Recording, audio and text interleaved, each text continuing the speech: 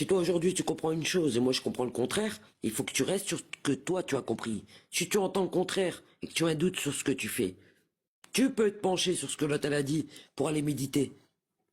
Non, je suis pas Coran seul, je suis Allah seul.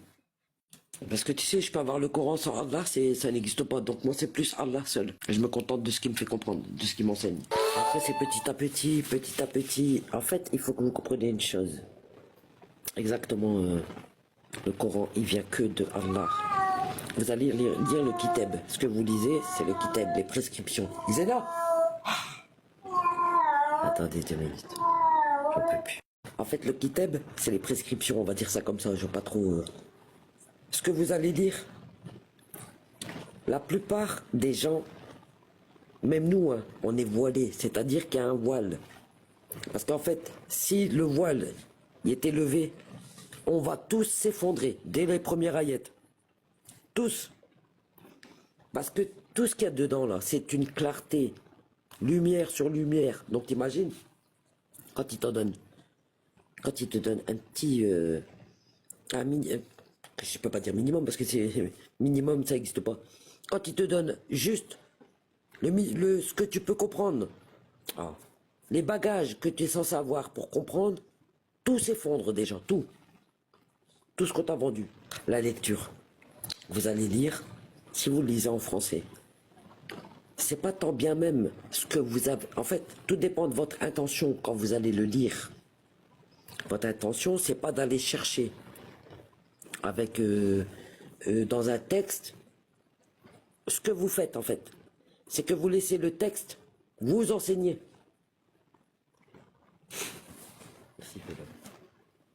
C'est pas vous qui allez apprendre au texte. C'est le texte qui va vous parler. Et directement, c'est dans le cœur que vous allez avoir les réponses. Et c'est ça le lisanun arabiyyun mubin. C'est pas ce que tu lis. C'est ce qui rentre dans ton cœur, qui vient d'Allah. Non, bah regarde comment t'as appris, comment j'ai appris. J'ai placé ma confiance entièrement à Allah. Et il m'a répondu. Aussi simple que ça. Tu places ta confiance entièrement en Allah et il te répond. Tu lui demandes, il te répond. Sourate 2, verset de 186. Sourate 2, verset 186, on va l'écouter et je vais la lire.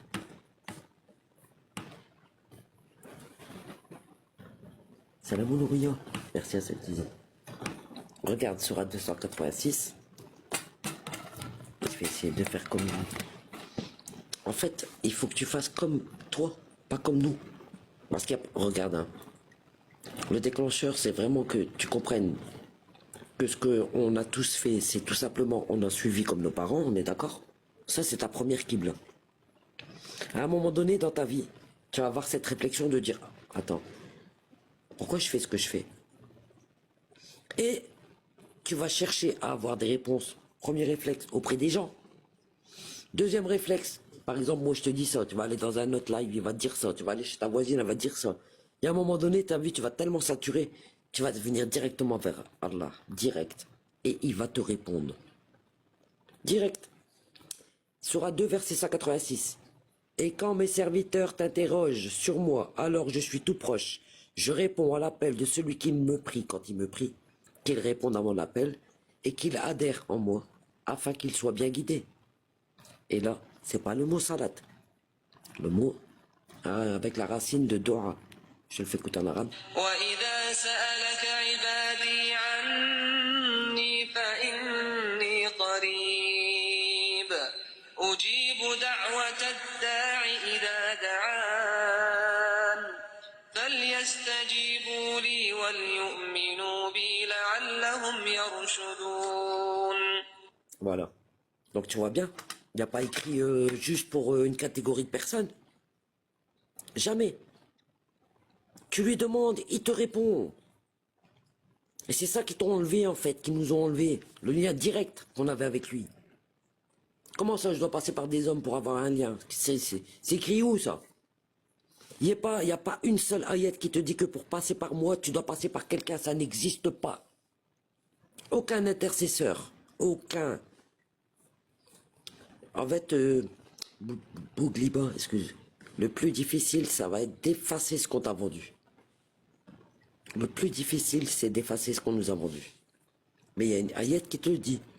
Le changement de Qibla est difficile, sauf pour ceux que Allah guide. Tu places ta confiance en Allah, facile pour lui. C'est facile de te faire disparaître le faux et de te mettre la vérité. Facile. Ça dépend de toi. Quelle est ta capacité à supporter? C'est puissant en vérité. Hein. Une fois que tu retrouves le câble, bah ça y est là. La machine elle est partie. Hein. C'est parti. Par contre, je te préviens, tu vas être en paix, en harmonie avec toi-même et avec Allah, mais pas avec les autres. Hein.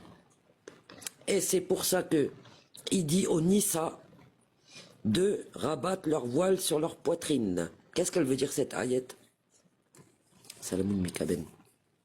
Bah, les gens, quand vous venez de découvrir que vous êtes fait douiller, il faut vous préserver. Faut pas aller voir tout le monde dire eh blablabla. Non. Rabattre le voile sur sa poitrine. Homme ou femme, quand vous découvrez que vous êtes fait douiller, il faut vous préserver. Faut pas vous déclarer comme ça. Vous comprenez? Merci, aseptisé. Il faut tâter le terrain. Il faut une mise en place.